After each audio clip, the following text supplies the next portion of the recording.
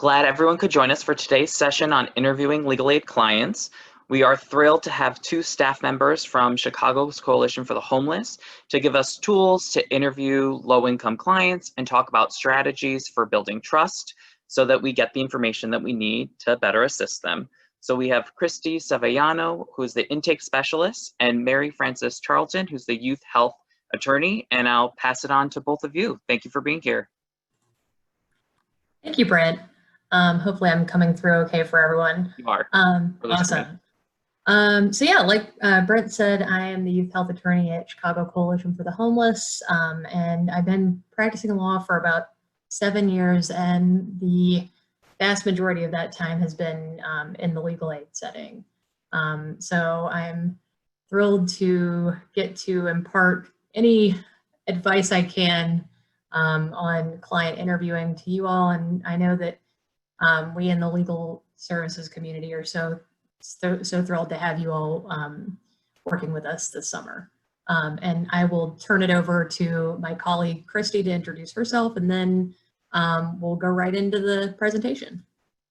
Great, thank you, Mary Frances. Hopefully everyone can hear me. My name is Christy Savellano. My pronouns are she, her, hers, and I have been at CCH for 3 years. It'll be 3 years in August. And my background is in social work. So I'm the intake specialist and the social worker in the law department. So Chicago Coalition for the Homeless, this is actually our 40th year anniversary. We're trying to have like a big anniversary thing, but that didn't happen. But if you know anything about us, we are a policy advocacy organization here in Chicago. The only direct client, direct work that we do at the Chicago Coalition for the Homeless is within the Law Project. But there are other departments such as policy advocacy, organizing, development, and admin that make up the Coalition for the Homeless. And there is 6 attorneys, 1 social worker. We have a few interns with us throughout the year, and also a part-time outreach worker. And in calendar year 2019, we closed 860 cases, and we had 606 clients total. So the Youth Futures program in particular, which is the program that I work within the Law Project at CCH, is particularly focused on young people who are experiencing homelessness. So this is folks up to the age of 24. And in order to better serve our clients within Youth Futures, and we're going to go into this a little bit more as the presentation goes on, but we have a mobile legal aid clinic. So, a lot of my time under normal non-COVID times, that is, in addition to being in our office downtown, and my fellow attorneys and Youth Futures go out in the community to youth drop-in centers. One of my sites is the Broadway Youth Center, which is run through Howard Brown for folks who are familiar with Chicago and are familiar with their work. They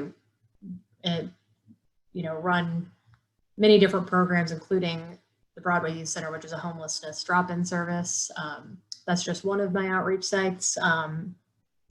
The services we provide vary a lot. So we have big civil rights cases where we co-counsel with the ACLU, all the way to just helping folks get access to vital documents such as birth certificates and identification, which is needed to, for caseworkers to connect our clients to housing and other vital services that they need.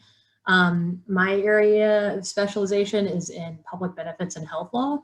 So I, in addition to doing a lot of policy advocacy, through the state administrative agencies that administer these programs, and at the General Assembly, I also do individual case representation and helping my youth clients access public benefits. So, and then we, like I said, we have a robust civil rights litigation division. We've litigated cases under an Illinois law called the Homeless Bill of Rights, which was somewhat recently passed. We're class counsel on several consent decrees, including one that requires the state foster care agency, DCFS, to allow youth that are parenting and pregnant in DCFS care to parent their children. Seems pretty basic, but we had to get a consent decree with the state in order to do that many years ago. Very recently we started representing clients under a new housing law called the Just Housing Amendment that in Cook County prevents housing providers from discriminating on the basis of a criminal record. So for this 50 minutes, we'll be discussing all these topics. So hopefully we can get through all of them. We'll try to make sure that we touch points on each slide. So Mary Frances, can you just, next slide.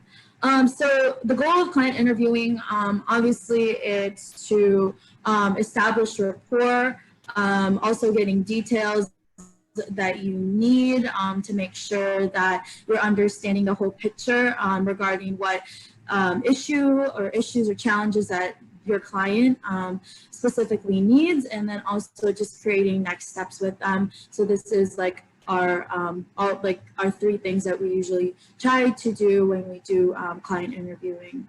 And then settings for client interviews, there are 4 types when we connect with clients. Mary Frances, you can, next slide, sorry.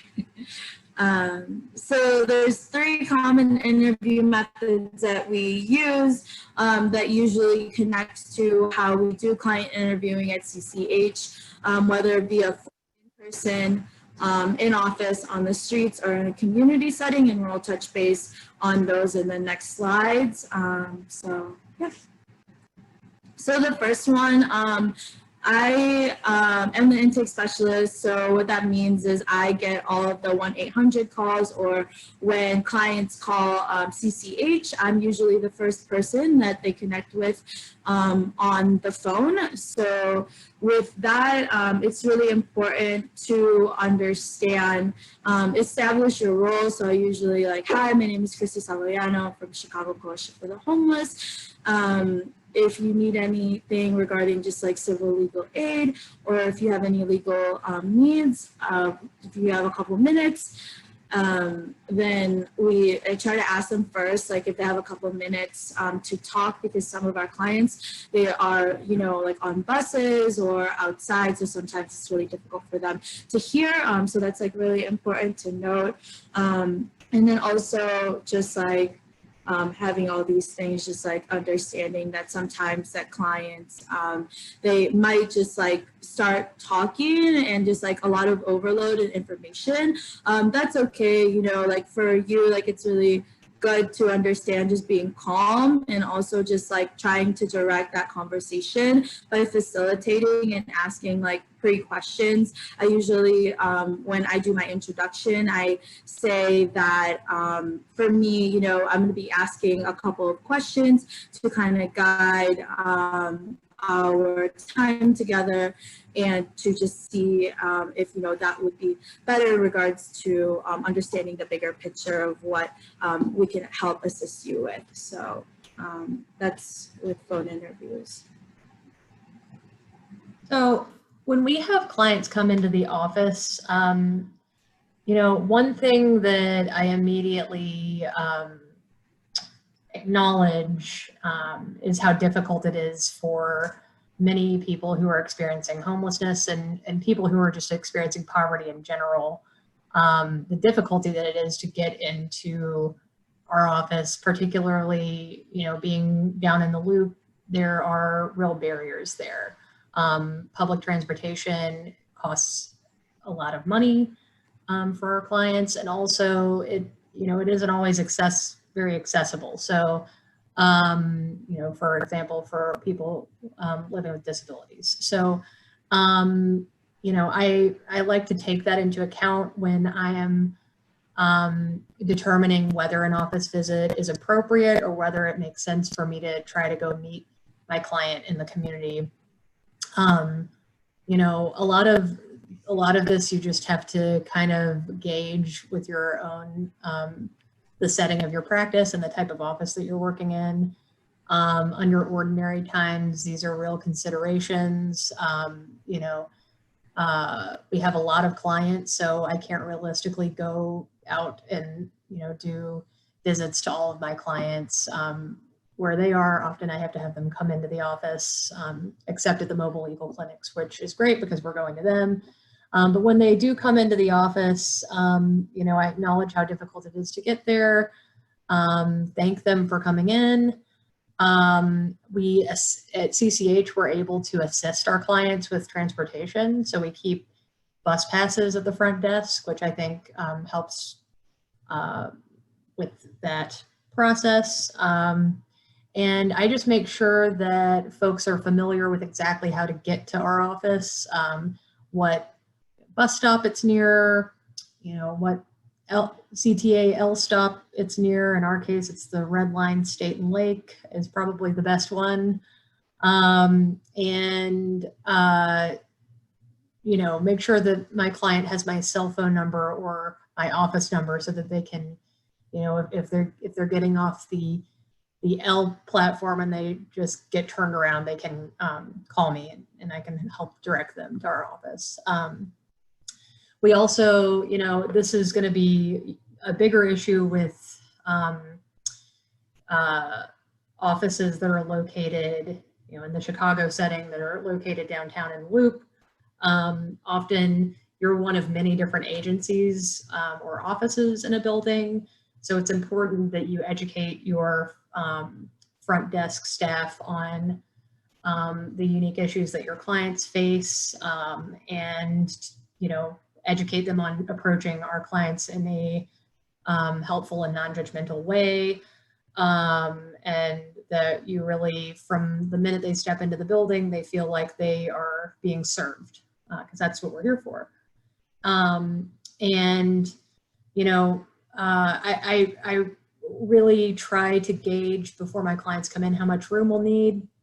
Again, things that, you know, if you haven't experienced the barriers that our clients face, you know, you might take for granted childcare or that sort of thing. So often my clients might come in with family members, and I just try to get a sense of that ahead of time. So if I need to book a conference room so we're not all squeezed into an office, we can do that. And just, you know, kind of, if you know that your client is going to be coming into the office, just have a sense of the sort of thing you're meeting with them about so that you can give them a time frame, because often our clients are taking off work possibly to come in and meet with us, or, you know, have other appointments that they need to get to. So I always give my client a sense of how long our meeting is likely to take. And then, you know, this is something that might be sort of unique to Chicago Coalition for the Homeless, but we do a lot of street outreach because we work with clients who are living outside. Of course, this is not what all homelessness looks like. That's a misconception that a lot of people have. In fact, the vast majority of people who are experiencing homelessness in our city are either sheltered or living doubled up, meaning that they live with someone who they don't have, I like to define it as they live in a space that they don't have a legal right to be in. In other words, they don't have legal protections of a lease or something like that. So in any event,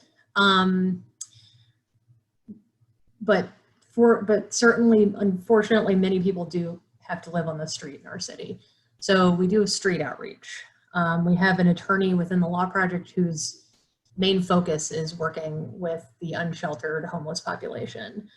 So this can be a challenging but really rewarding type of outreach to do. You know, it's complicated because it often involves walking up to someone where you don't really know if they, want you talking to them. It's usually the other way around. Like we have people coming to us asking for assistance or advice, and this is sort of the inverse. We're saying, hey, we're working on this issue, or how, is there any legal support we can provide to you? So you do want to make sure that they want to talk to you to begin with. That seems obvious, but just make sure they're comfortable talking to you, or that they're not busy or something like that.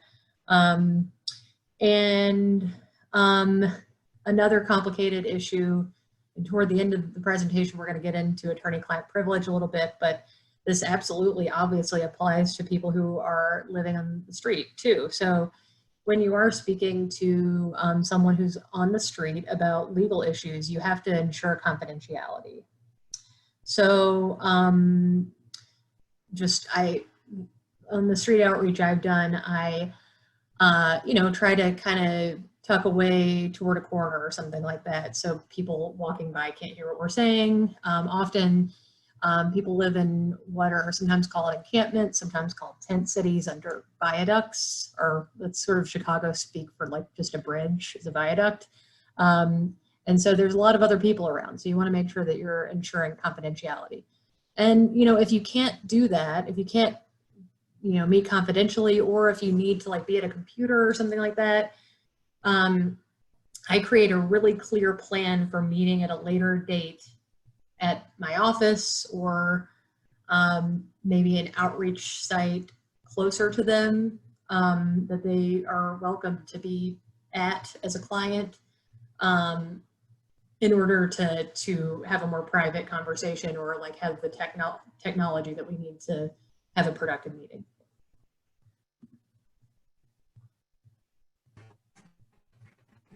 And I'll kick it over to Christy for community settings. Thanks. So for the community settings, we do a lot of our outreach, and so just doing, going out into the community and meeting with our clients. Like Mary Frances emphasized that if they can't come to us, we try to go to them. So whether if it's connecting with them with their social worker, a school, a shelter, a drop-in program, coffee shops, fast food places, public libraries throughout Chicago and also in the suburbs. Again, some of those things that we try to reiterate a lot in our PowerPoint is just making sure that, when it comes to meeting with a client in these public spaces, that try to ask the client like if they're comfortable with, where we're meeting, and also finding like what quiet space is for them. And asking them, like, is this like a good space to talk, or should we find another place that's a little bit more quieter? And I think that's just like a really important thing to always be cautious and be mindful about, especially since the lack of privacy is not there in those spaces. So, and also protecting confidentiality is really important. We can't really reiterate that enough. So next slide. So we're starting the interview. Mary Frances, you can go with another. So with especially when a client speaks another language, know your protocol. Hopefully that your organization has like a protocol for this. For us, for me, like when I'm especially on call with them and they say that they need, they don't really speak English, I try to just get their like their name and then their phone number, and then also I give them my name and my phone number, and then afterwards I connect with someone in the office, or if there needs to be like translation services involved, then we can connect them with that to make sure that we're really understanding the client, just because like it's really difficult for them to already call.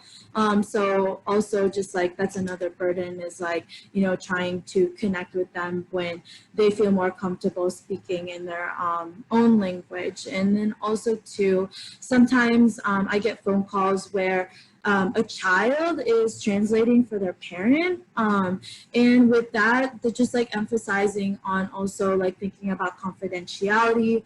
And also like we do not like to have like children translate for their parents just because or another person just because it puts the burden on them as well. So also thinking about that, and that's why it's really important to have that protocol when it comes to if a client speaks another language in the office or on the phone. So that's that. And then also again, like when I think I highlighted this when I was talking with the phone interview, just introduce yourself, your name, position. Hi, my name is Christy. You're calling, and this is the Chicago Coalition for the Homeless. And then you can ask them their name and then also their preferred name and gender pronoun. That's really important. And then, okay, Mary Frances. Yeah, so in addition to that, when you're beginning an interview, you want to make sure that you communicate effectively the confidentiality rules. Most of the burden of maintaining confidentiality is on the attorney or legal provider. However, there are some, the client has to know that they can also impact the confidentiality of the information they're conveying to you if they talk about it outside of the room. So I like to say, this is kind of a two-way street. You have to keep what we talk about confidential too, so that you don't break confidentiality. But I try to get into that, more toward the end, from the get-go, in order to put my clients at ease, because a lot of times the stuff that you're talking about is going to be sensitive information.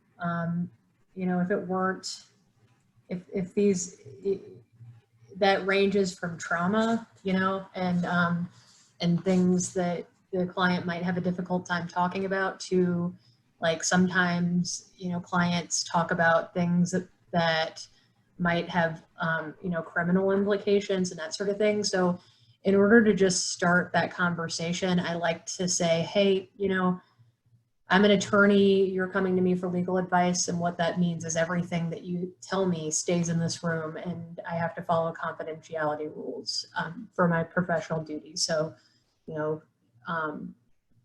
so in order to just provide that extra level of comfort with sharing things that are difficult to talk about. And then creating space for clients to ask relevant questions anytime. I like to just it sort of says this in the PowerPoint, but just to draw this out a little bit more, I like to kind of treat it as a conversation, not like it says here, like an interrogation. You're not cross-examining anyone. You're trying to, get to know the person, because you're ultimately establishing trust, which really is a necessary prerequisite to being able to effectively represent your client. But also, like, the more open you are to, having this discussion and having it be a two-way discussion where they can ask you questions, you can kind of ask them open-ended questions to get them talking. I've ended up learning facts that were not initially communicated to me that are so relevant to the representation just by having that really open line of communication. So to me, that is really key in being able to represent your client through the interview.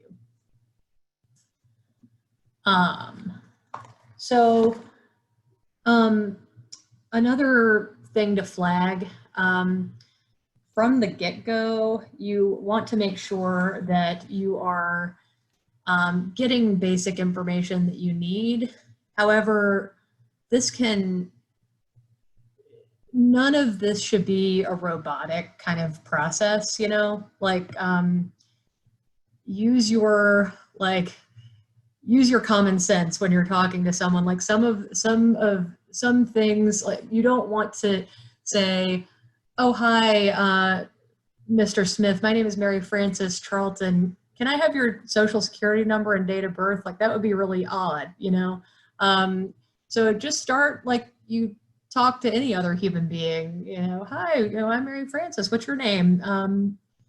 Thank you for coming in today. Let's sit down and I'd like to hear a little bit more about your situation. And then, I try to just figure out what my client would like help with before I go through like the intake process, which is, where I put my client's information into Legal Server, which is the case management system that we use at CCH. So like, I just like to get a rundown of what the issue is and a little bit more about my client before I start opening up my laptop and saying, all right, let's get your name, let's get that phone number, just because I try to treat it like a human interaction, because it is.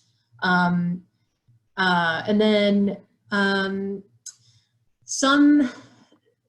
one thing that I want to lift up, especially just to give kind of an example from my line of work. So as I mentioned at the top,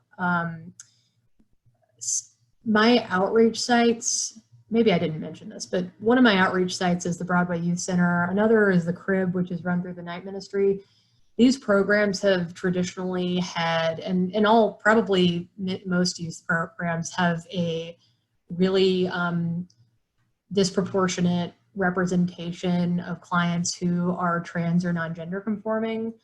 And so, a lot of that transforms information that you might think of as pretty benign and like not a sensitive issue at all, like the person's, like what name the person has on their records at the Department of Human Services, or,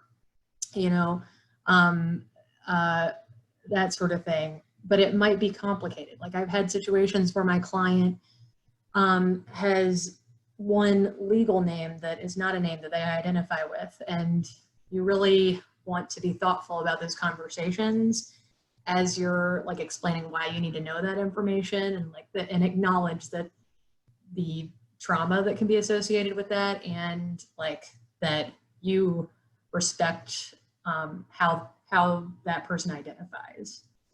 And then, so we're gonna just go right into, like, that's kind of the initial stuff that you get out of the way. And then we're gonna just get into the real substance of the interview itself. So one really important thing, and so avoiding legal terminology and, all of those legal words, like you never want to say like a heretofore in an interview or in a client interview. And frankly, I actually believe in avoiding legal terminology, overly legalistic terminology, and in your interactions with colleagues as well. It's just a little much. I don't think it's a good way to communicate. A lot of legal writing is moving toward more plain language, and I think that's a good thing. And, I don't want to be too on my soapbox, but that is really another barrier to the legal system in general, so that we should be actively seeking to dismantle. I alluded to this earlier, but make sure that you're asking open-ended questions. I can't tell you how many times I've, I'll have a client, for example, who lost their SNAP benefits, and it had something to do with the fact that they didn't return a form to the Department of Human Services, which administers SNAP or food stamps. And just by asking open-ended questions, maybe the client didn't mention this, but they say, you know what, I was in a different shelter last month when that mail would have gone out, and now I don't get my mail anymore there. I'm now living at the Broadway Youth Center. So if I just kind of was like taking a cross-examination kind of approach to that questioning, I wouldn't have found out about that. And asking follow-up questions. Christy's going to go into, motivational interviewing and that sort of thing later on, which I think will be really helpful to you all. But yeah, just making it a dialogue. And then also understanding that you might have a client come to you who they've been through all these different agencies. They might have even sought legal advice from another nonprofit and been turned down, or tried to go through their alderman for help. And they're coming to you just totally sick of dealing with legal services providers and bureaucracies and that sort of thing. So you want to make sure that you are kind of that, even if you can't help them, even if their issue isn't something you can immediately resolve, communication, the way you communicate with your client, can really make a difference to them. So, and then, so in a situation, because this does happen also,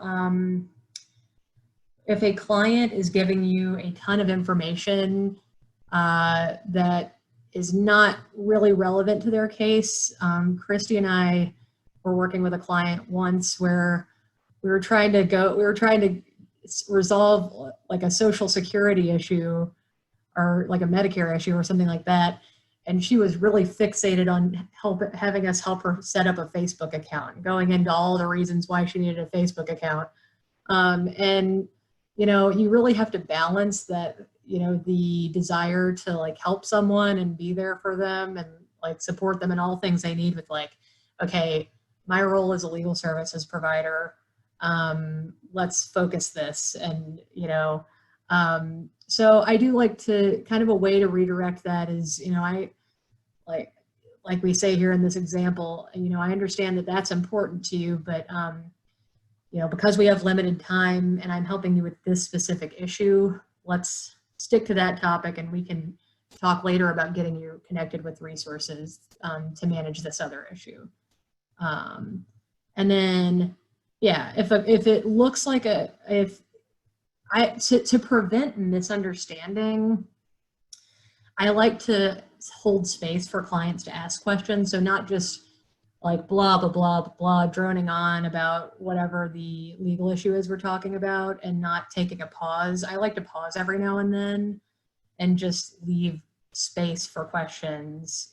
Sometimes, this doesn't just go for clients, this goes for anyone. Like people have different personalities. Some people are, shy and don't, feel comfortable stepping in if they're not like following something. So I like to just like specifically hold a place for that in my discussions with clients. And, if there's a language barrier, you should deal with that, like Christy was talking about earlier, before you even really get into the interview. But if it's, like not like speaking a different language barrier, but if you're like using language that is legalistic, that goes back to what we said earlier. Like a lot of this can be avoided just by, following the advice we've already given. And then I will sometimes, like, if there does appear to be a misunderstanding based on something my client has said, or, just the feeling I'm getting, I will just be like, I want to make sure that we are on the same page here. Can you just let me know what you're hearing? Just to confirm that we're on the same page. Because in order to ethically, in order to represent a client, they have to understand what the legal issue is. Yeah, and then be sure to follow up with people and get the information you need to know what to do with their case. Yeah, so motivational interviewing, Mary Frances talked a little bit about that, but usually used in therapy or just like in social work, or like psychologists use it in their practice, but in connection to client intakes and also client interviewing, a part of motivational interviewing that we utilize a lot are called ORs. If you don't know what they stand for, it's O is for open-ended questions, like Mary Frances was saying, utilizing dialogue instead of creating like an more interrogation.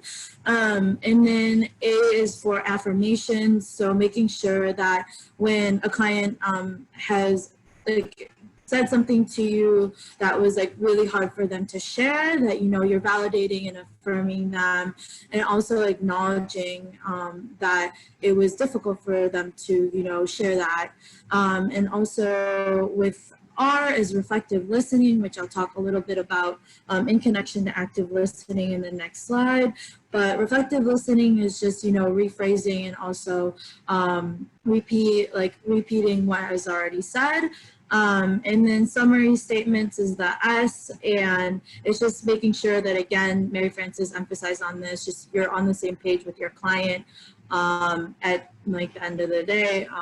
And then, so with active listening, this is really, really important. Obviously, listening, don't judge.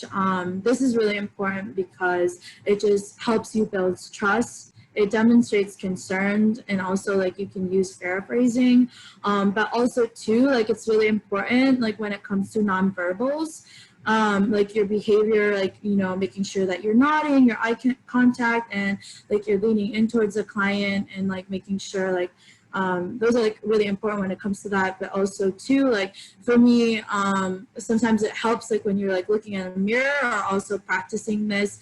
I don't know if you're going to have classes in law school just regarding client interviewing and stuff like that, but it's also really important to focus on how you are making eye contact with your clients, and also your behavior in the space when you are interacting, because it really makes an impact. And also with that too, unconditional positive regard, making sure that your client is always accepted and supported in the space that you're providing, and you're being authentic, because when someone can know that you're not being authentic, and definitely does not help when building trust. So that's something that we really focus on at CCH, and having a client-centered focus, client-centered approach in connecting to active listening, motivational interviewing approaches in our work. So the next slide. So we'll briefly touch on concluding the interview before moving into some really important topics surrounding racial equity. However, briefly, one of the most important things that you can do when you're concluding the interview with your client is to manage their expectations. So, sometimes the legal process is slow. I'm sure that you guys have learned enough in law school to understand that. But depending on what it is, if it's Social Security, they might be waiting for 6 months for a hearing. However, if it's something that you're filing in circuit court, it might just be a month to get on the calendar. So it's going to depend on what kind of case that you're dealing with. Also, about communication between you and the client. Just let them know when they can expect to hear from you again. Make sure they have your contact information. It's tempting to say things like, call me anytime, anything you need, just give me a call anytime. That, if you don't mean that they can call you at 11 p.m., you don't need to say that. Just say, if you give me a call, I might not answer if you reach me after our office closes, but I will call you back within 24 hours. And if you say you'll call them back within 24 hours, call them back within 24 hours. A lot of times our clients have really been disappointed by the legal system, and you don't want to be another person disappointing them. And then, just make sure that you get a good follow-up contact information from them as well, so you can reach them. If I have someone who is unstably housed, which is all of our clients, but really has lack of access to a telephone or an email address or a way to check email, I will get permission from that person to reach maybe their social worker or a family member that they trust. So I can reach them if there's an emergency or if they just need an update about their case. So this part is racial equity lens, and references. So I just wanted to dig deep a little bit on like our racial equity work at Chicago Coalition for the Homeless. As you know, I mentioned that our organization was turned 40 this year, and when we talk about like our racial equity work, we've only been doing this work, just, you know, emphasizing and putting this at the forefront within our organization, not just the law project, but in all departments and all the work that we do 4 years ago. And for me, I've been in the Racial Equity Committee for 2 years since I started at CCH. I guess it's been 3, and then I've been a Racial Equity co-chair for almost a year. And I just want to let you know that, you know, like a lot of this work right now is very focused, especially with the climate that's going on in our world right now and in America. And I just want to let you guys know that it's very challenging work, but it's a work that everyone needs to do. And for us, our definition of racial equity, and it's always, you know, a working definition, just because we've probably changed this definition a lot of times, just because it shifts and changes in relation to the work we do. So our definition at CCH is race does not predict life outcomes such as educational, economic, social, political success. And where privilege and repression are no longer correlated to race. And also decision-making power and resources shift to members of non-dominant culture.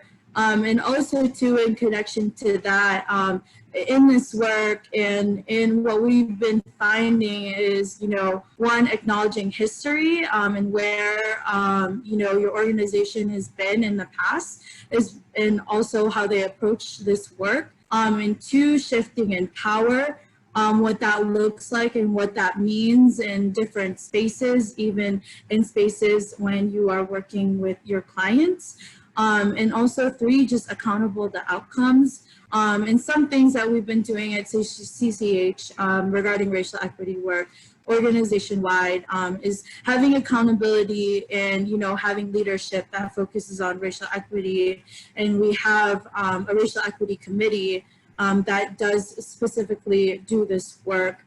And then also we utilize the racial equity impact assessment from Chicago United for Equity when we look at our policies and when we're creating our policies, and also like understanding the data that we have. And then also we have racial equity goals that we do personally within our work, and also department, and also embedded in our strategic plan.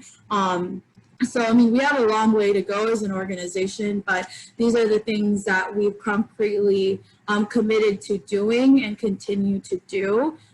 In regards to just calendar year data in the law project specifically, as I mentioned before, there was 606 clients that we had, and over 80% identified as Black, Indigenous, people of colors, and 69% identified as Black.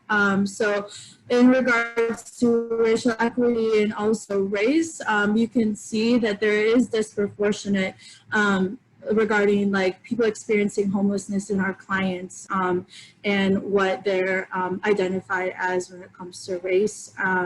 So how does that connect to our works with the clients?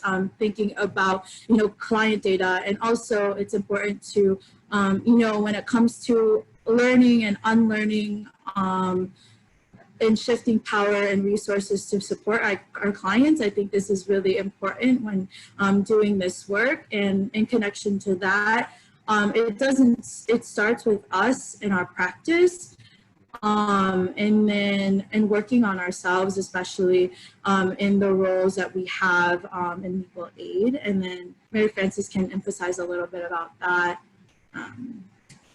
Yeah, so just to, you know, add on to that great summary Christy gave, I wanted to address the particular role that we have as white attorneys and law students to do the work to become anti-racist. I should say the responsibility that we have. You know, that that is our job to do, to actively become anti-racist and to, confront white supremacy in our work and in our communities. That burden should not be shifted to your colleagues that are Black, Indigenous, people of colors. It shouldn't be, and it certainly shouldn't be shifted to your clients or really any person of color. That's your work to do. We need to recognize that we are in a position where white people are overrepresented in the legal profession, including the legal services profession, and people of color are overly represented in legal services client populations, which Christy touched on in the last slide. So that alone says something about the systems that are perpetuating white supremacy, and we should be actively confronting that and center race equity in our work to dismantle those systems. Because that's ultimately what we're working toward. The organizations that we're all part of this summer, and beyond that, for me and Christy, are organizations that are dedicated to confronting these systems. So, just acknowledge that this is the work of white law students and attorneys. And to begin that process, certainly this is just like the very baseline beginning, but some things to read to get started toward that are listed here. And I believe you'll get this presentation, so I do recommend digging into these resources. And these are only a few resources. As you can see, there's a larger list that's linked here and the bit.ly at the bottom. And then with this, I just wanted to emphasize implicit bias as a starting point. And implicit bias is the attitudes, stereotypes, and beliefs that can affect how we treat others. And this is a piece, again, to starting that unlearning, learning process. And within these slides, I just wanted to let you guys know that one of our attorneys that works with us, Naya Kelly, she does a race and client interviewing type of class at Loyola, and we took some of the resources that she gave us to implement within these slides as just a piece of, a starting point to understand the implicit bias is very important as a starting point, and also implicit bias manifests in our behavior and also how we work with clients, and it's always something to be aware of during interviewing with a client or just connecting with clients. Right, Francis, for the next slide. And then this slide, it just shows a little bit of the understanding of the impact of our behaviors, expressions of implicit bias towards individuals, and how it affects our interactions as interviewers, harsher judgment of facial expressions, misunderstanding and resistance to asking clarifying questions. So it can really impact our work if we do not address, our implicit biases, and also work towards, learning to acknowledge and see how that's really affecting our work to make it better for our clients. So next slide. So this is the implicit association test. I don't know if you've taken it before, but I invite you after this or when you have time, if you're not studying or whatever, to take the time to do this. It's really important because it's pre-work that I feel like all law students or all helping profession, anybody should take this. And it is, you can anticipate it takes 30 minutes or less to complete, and you can take it, it's free, and then choose at least one other test as well.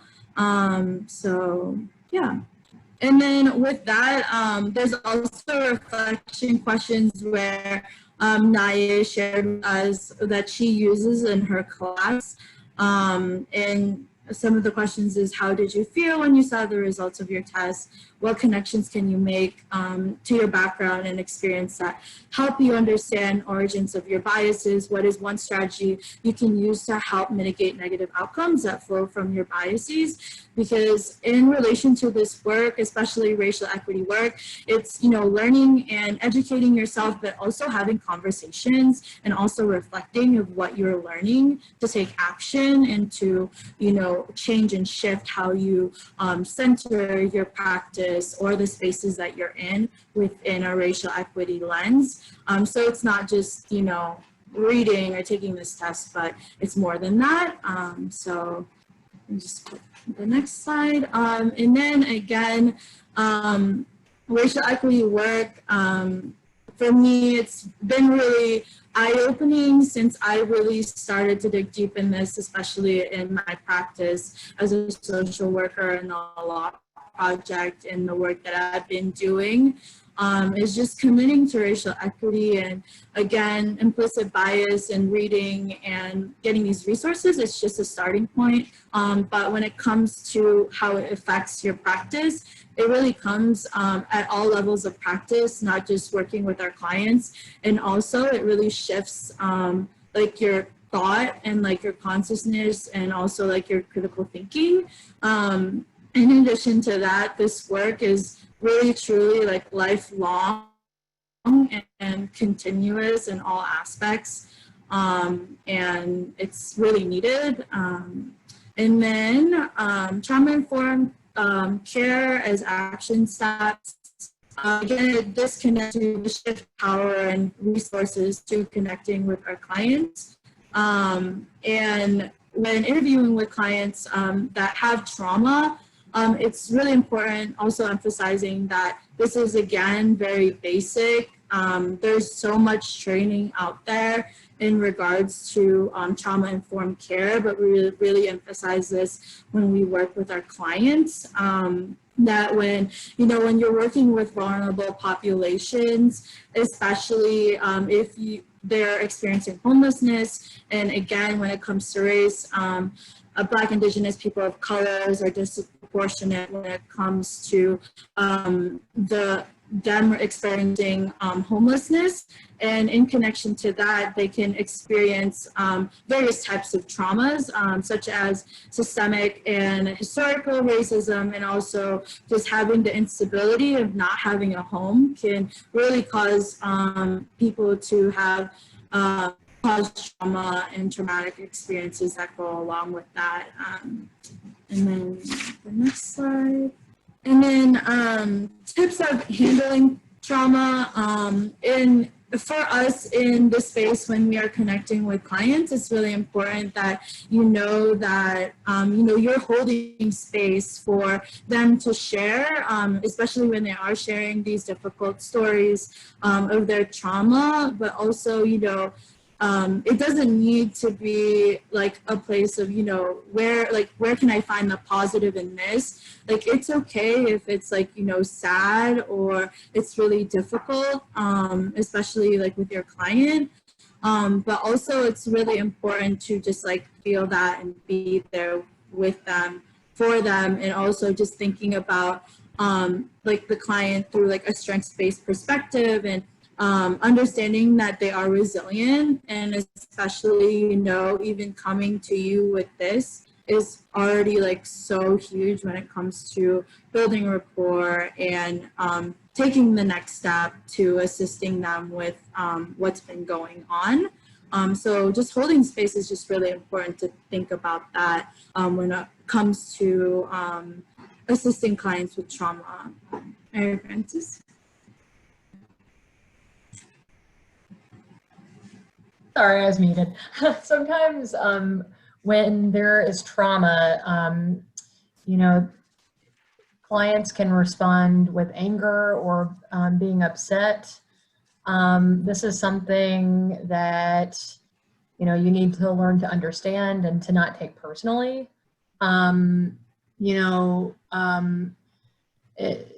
Sometimes the legal system, is, like I said earlier, it has disappointed a lot of our clients in the past. It's fundamentally built on things like white supremacy. It is a deeply problematic system in many ways that we're all like paying lots of money to go into, but part of that is dismantling that. So point being, our clients have really been let down by the system and might see you as part of that system, because you are, if you're working as a lawyer. So don't take it personally, and try to empathize with your client. And if you need guidance from your supervisor or something like that, that's fine. You know, try to refocus the client with questions, emphasize that you understand where they're coming from, and, you know, hold space for them to have a couple of minutes to take deep breaths. That's something that, that I've, you know, done with my clients, is like breathing exercises.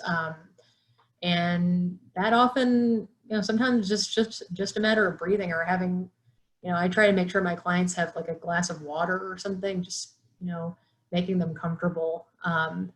Never yell at your client, no matter how frustrated you get. That seems obvious, but don't do it. And yeah.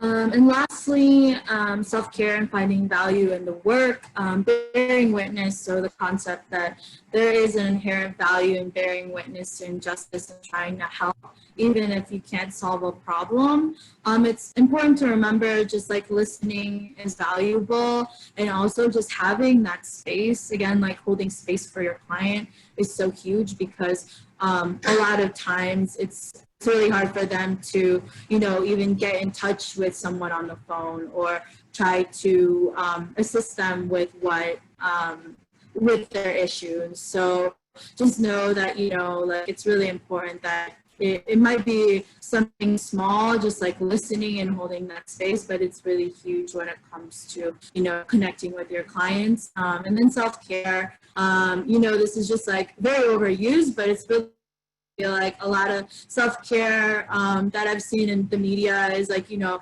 going to a spa or like doing something like really big and extravagant. But for me, in thinking of self-care, just knowing your boundaries and limits, and it can be embedded in your everyday. If that's like 5 minutes of your day, or like taking lunch breaks, like I usually just don't, like I try not calls or anything, and like take a 30-minute lunch break, or putting your phone away or turning off notifications, and kind of reflecting and understanding like what that looks like for you, because self-care doesn't need to be like very expensive. It could be like little things, and that really helps me.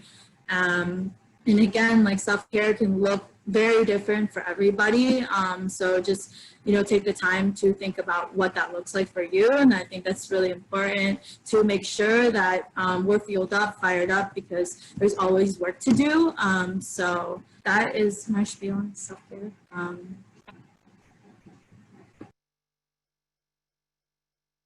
One day I'll learn to unmute. To kind of close out the substance of our presentation, I'm going to very briefly touch on confidentiality rules. This is something that you all probably know something about already. I do want to emphasize that I acknowledge not all of y'all are going to be practicing in Illinois. These are the Illinois rules that are promulgated by the Supreme Court, and you can access these on the court website. But yeah, you can't reveal information relating to your client's representation unless they give informed consent. There are some exceptions to that that are contained in paragraph B and C of this rule. C, you're required to disclose information if someone would be put at risk of death or serious bodily injury as a result of what you know, and if you can prevent that. Then other things are like to prevent, you know, to prevent fraud, and to detect conflicts. There's a whole list of exceptions, but generally speaking, you are not allowed to reveal information that your client shares with you in the course of representation. You also have to make reasonable efforts to protect the confidential information. So I like to lock my file cabinet if possible. Now I'm working from home, but you know, like I live with my wife, so I don't just leave stuff lying around everywhere where people can see it. So just use your noggin on that one. And then finally, the rule applies to information that's not specifically provided by the client, so that you get from outside sources, like maybe like a social worker that you're working with. So we're about at time. Look at that, 101. We almost got it right on time.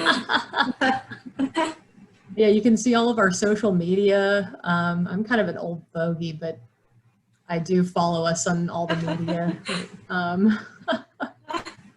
Please do follow our work. And I don't know if we have time for questions, but Christy and I, yeah, if we have time for questions, please ask. And you have our email addresses too, so you can reach out if something occurs to you later on. If you are willing to stay on, if anyone has questions, you can put it in the chat. But thank you to Mary Frances and Christy for presenting on techniques and best practices for client interviewing. And I just also want to plug that next week our session is on June 16th, and that's the View from the Bench panel with judges from federal court and county court talking about their perspective and expectations and suggestions for new attorneys. So hope you all will be able to attend that as well. And then include any questions in the chat. Maybe we'll wait another 30 to 60 seconds and see if we have anything before we officially close out. Yeah, while we're waiting, I just really want to thank everyone for committing to public service this summer. And, having both been in private practice and in the legal aid world, I cannot recommend highly enough going into this line of work for your profession once you're out of law school. Really is valuable and needed, and it's enjoyable to do this work. So. Well, thank you both. It doesn't look like anything else is coming from the chat, but they have your email addresses. People have my email address if they have any questions for you as well. And can't find the slide or didn't write it down fast enough. So thank you all, and everyone else. Thank you, Thank you both. Thanks, everyone. Bye.